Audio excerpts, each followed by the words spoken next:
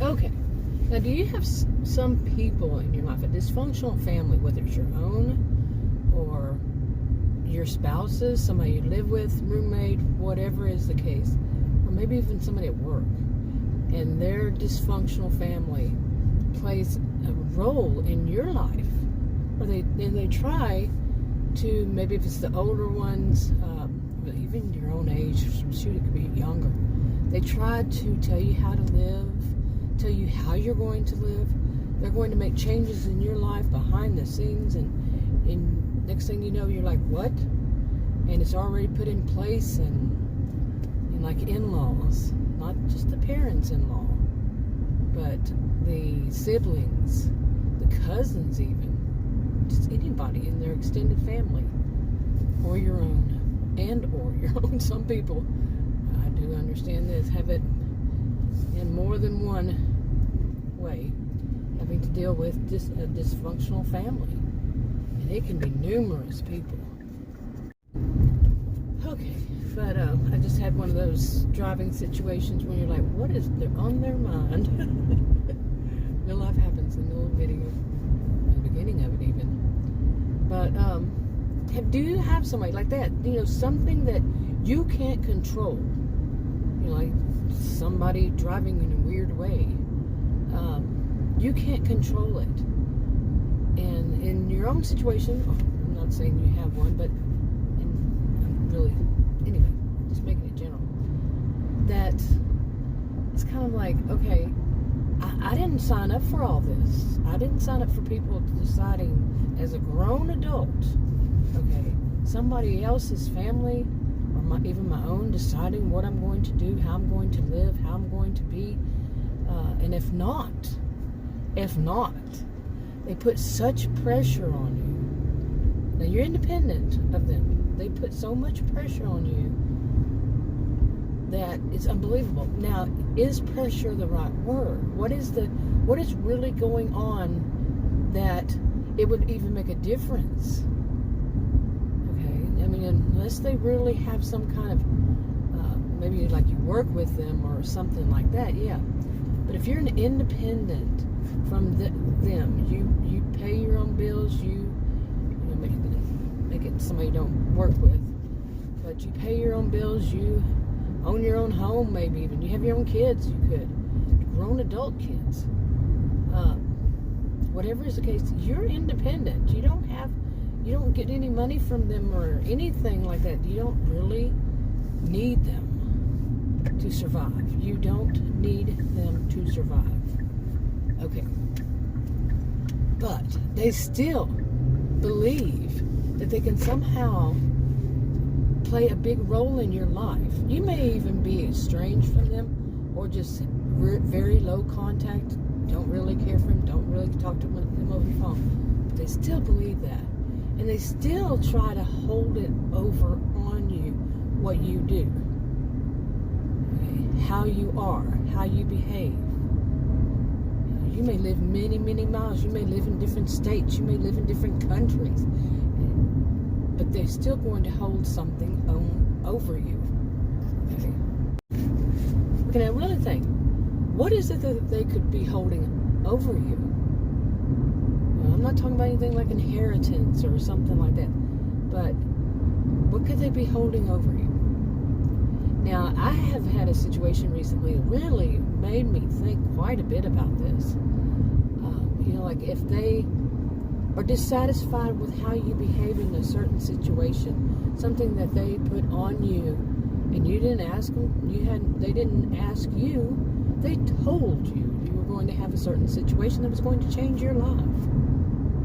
Okay? And somebody else, another sibling or in-law or whomever in that other family, in their family, like if it's not your family, they say, yeah, they'll make us feel like we've done something wrong, or we're the bad guys no matter what. So, my question is,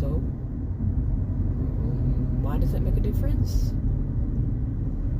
But think about what is so ingrained in us that what they think, what these others think, whether it's our own or like your significant others or whomever, that we would feel obligated, a duty, a loyalty, to mind them as though we're children when we're not. We're grown adults. What is really there? Okay, a lot of road construction right back there. So, had to dodge it all, go around it all, slow down and everything. But anyway, so what is it? What would you, if you think about it, you don't have to, it's up to you. I don't want to trigger you. But if you think about it, what really would it be? Now, are they, what happened in mine was eventually I saw something that made me think about this. But no, I actually thought about it before, but to me, it's not really, it's like I'm a grown adult, you know, it's not my family, but still it affects me in my life. And how dare they, for one, what nerve, but at the same time, there's something there. What is it? And the family that it's involving, they actually said things like I had said, you know, that they'll make us feel like we've done something wrong. They'll make us the bad guy and all that. So what? Very little contact, very low contact. They're not right there. They're not anywhere near. They're in a different country, Canada. So it's not so far, but you see what I'm saying? What difference does it matter? You're all grown adults. They don't have any parents anymore. They passed. And as a grown adult, would you owe them such that you would change your life for them? When you weren't asked, you were told by a sibling in this situation. What would motivate somebody to say, okay, unless there is a possible benefit. That one, there is a possible benefit. But before even that possible benefit, you know, to think, well, okay, this might work out for me too. Why? And my biggest thing, you know, is that it's the guilt and shame. Not mine personally, but what I would see in that is that feeling of some people, well, besides the loyalty and the duty and the so forth, but to change your whole life for it, when they didn't even ask, they told. You know, like they told you, this is going to be what it is, and it's going to, it's going to change your life, and they don't care. That's just family obligation. That's what you're supposed to do. You know, and they don't have to say that because they put it out there in other words, in other ways, and an assumption. Okay, but yeah, you know, some people who will put out there some dysfunctional families will put out there all this guilt and shame on that family member of theirs, or if it's not your own, and you have to mind them as a grown adult, really?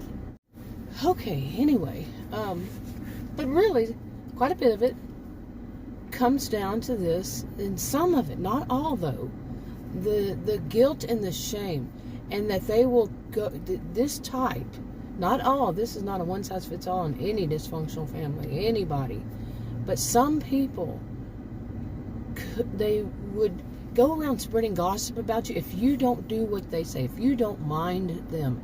They're adults. They may be the same age group. You're adults. And their family or their family, your family or theirs, like I said, I keep saying. And they're going to, if you don't, they're going to go tell all the other family members, you didn't do this, you didn't do your family obligation. When you were never asked, told, it wouldn't matter, would it? That you don't see things like that. You don't see, these are people I don't even have in my life anymore. Decades have gone by, and I see them maybe once every so many years. We live so far apart, or we're just not that close. I don't really care for their behaviors, whatever it is that you are, no or low contact with them and their families and all that. And suddenly they want to change your life behind the scenes without even asking you, but telling you. And then, if not, try to put some guilt and shame over it. Really? Some do this. I'm in this situation. It's not my family. Okay? It's not my family. It's his. And the bad thing is that there can be innocent besides, innocent victims besides yourself or yourself and the other person. But there could be also other people involved that it would really be bad for them if you didn't. Okay, where did I leave off? Yeah. Drive vlogs work that way, huh? You have to stop and start if you're going places. And it's disconnected. But anyway, I'm talking about dysfunctional families, whether it's yours or somebody else. And it can be both sides. Also, it could be your family. They get involved and say, like your siblings, say, well, you really should do that. And their family is already saying, you really should do that. And you're a grown adult who doesn't have to mind anybody.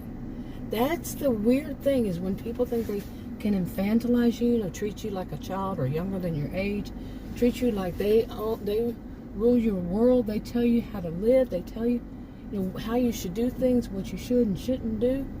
Now, there are exceptions to this. There are some people who are asking other people what should they do, or there's some people who are adults but they really can't think things through themselves.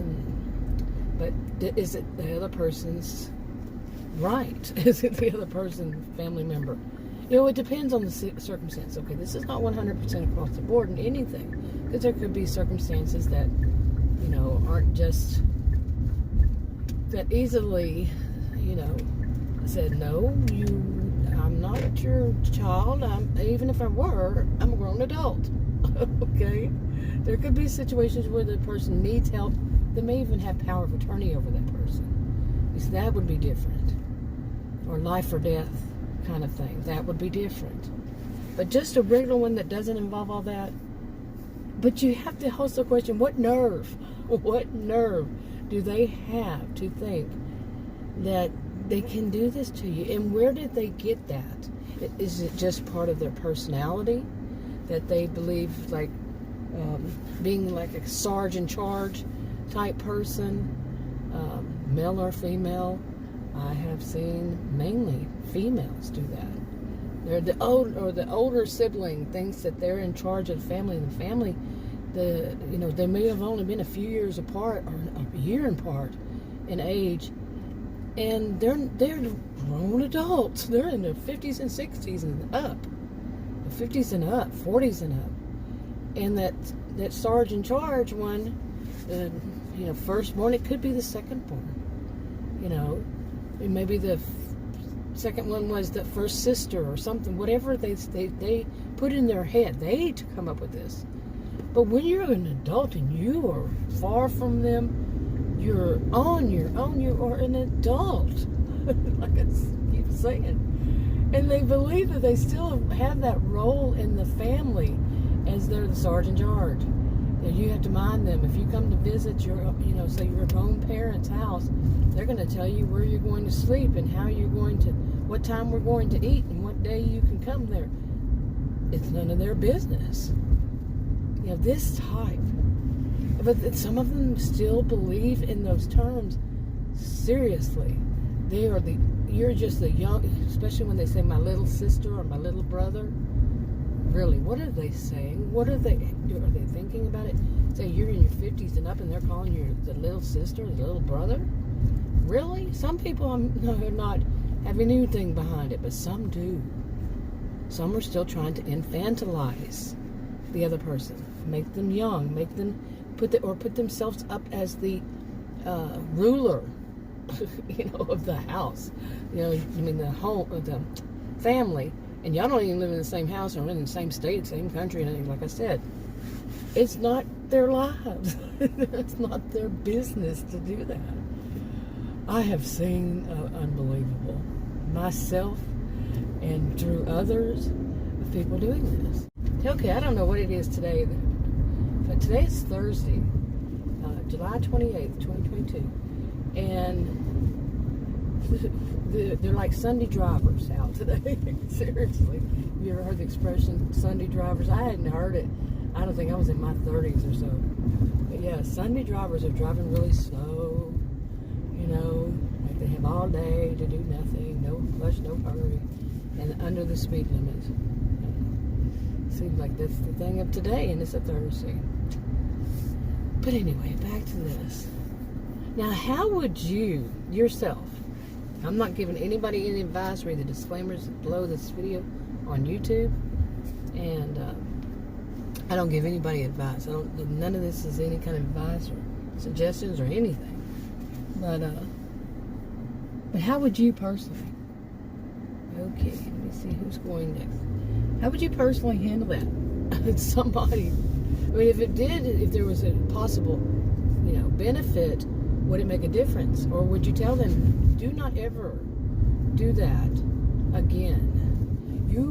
And give them just the rundown on who they are, where they are in your life, what you see is their position, and, or would you say, no, that's explaining, that would be, like some people say about narcissistic people, if you give them anything, they'll use it. And that's possible, but so what? I'm definitely not giving anybody any advice on that for none of this, because people can be dangerous, plain and simple. People can be dangerous, anybody. You don't know. Especially when they're told, you are not in this position in my life. You do not rule my life. You do not tell me how to live my life.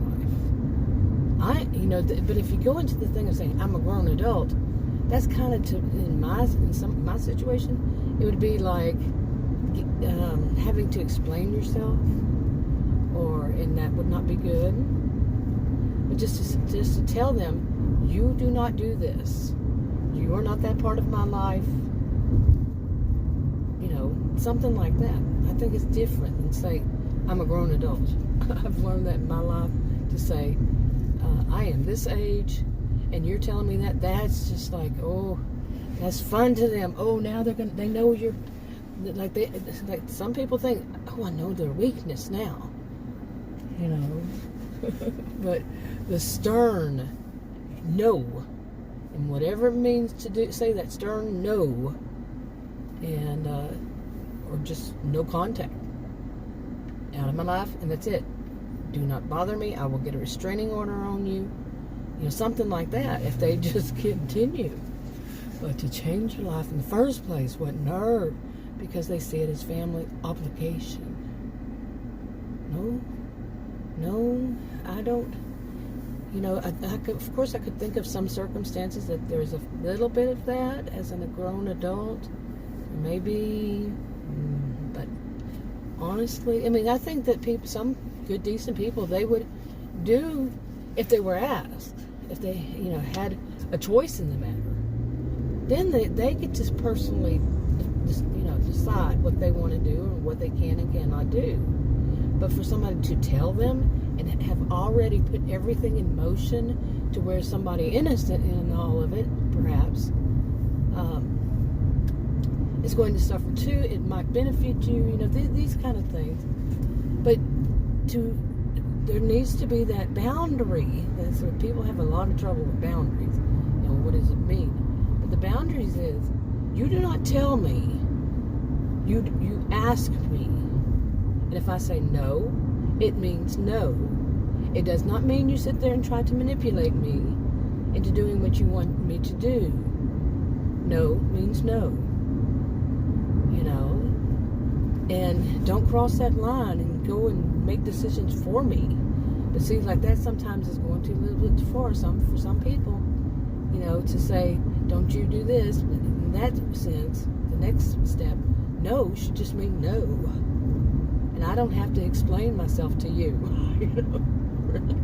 But like I said, some people, they see that as a weak part. Oh, that's their Achilles heel or something. That's one of those. Yeah, these are people. Wow, they can really. Yeah, but in some situations, I'm not suggesting it to anybody, because that's probably one of the more dangerous. At least one of. Is when somebody says, that's it, you're out of my life forever. They go total no contact.